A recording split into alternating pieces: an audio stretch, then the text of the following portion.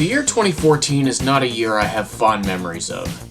In the world of music, Static X frontman Wayne Static would tragically pass away from an overdose.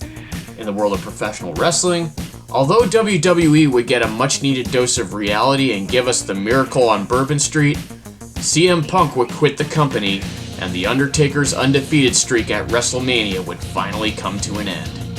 Meanwhile, in the world of gaming, VR modules would smash into the mainstream while a certain hate group caused drama across the net. Join us now in the first of our second batch of DLC episodes as we look back at the year in gaming that was 2014. Dragon Age Inquisition would win 2 Game of the Year awards, the next-gen ports of GTA 5 would be the highest-rated games, and Puzzles & Dragons would be the highest-grossing game, bringing in $1.5 billion in revenue.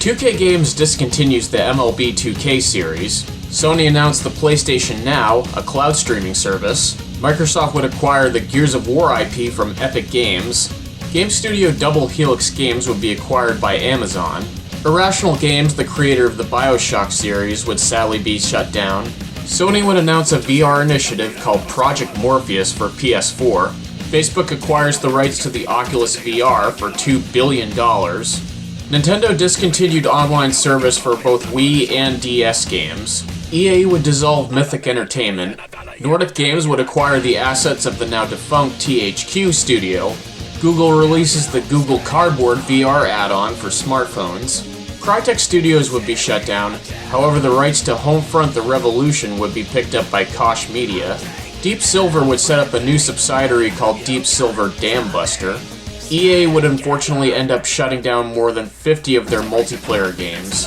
Activision would merge Neversoft, the creator of Tony Hawk Pro Skater, into Infinity Ward.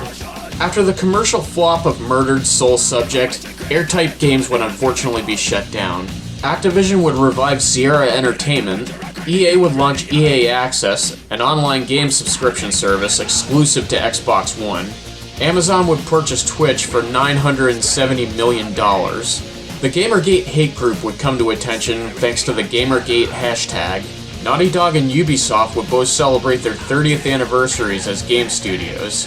Microsoft acquired Mojang, the creators of Minecraft, for $2.5 billion. 2K Games announced a new subsidiary called Hangar 13, and sadly Ralph Baer, the creator of the Magnavox Odyssey, would pass away at age 93. Also, Nintendo would announce the 3DS XL. Nintendo released several new games including Donkey Kong Country Tropical Freeze, Mario Kart 8, and Super Smash Bros. 4 for the Wii U.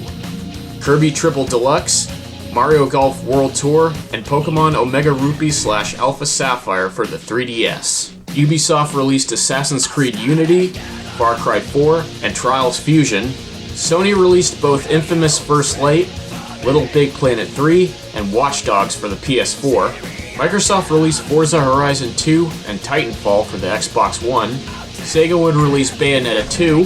Bethesda released The Elder Scrolls Online, Wolfenstein The New Order, and The Evil Within, and Konami would release Castlevania Lords of Shadow 2 and Metal Gear Solid 5. Other games released included Destiny, Five Nights at Freddy's, and Shovel Knight. Well guys, that about does it for 2014. I know it wasn't the greatest year in gaming, but hey, it had its moments. Don't forget to like and subscribe, and we'll see you next time when we review 2015.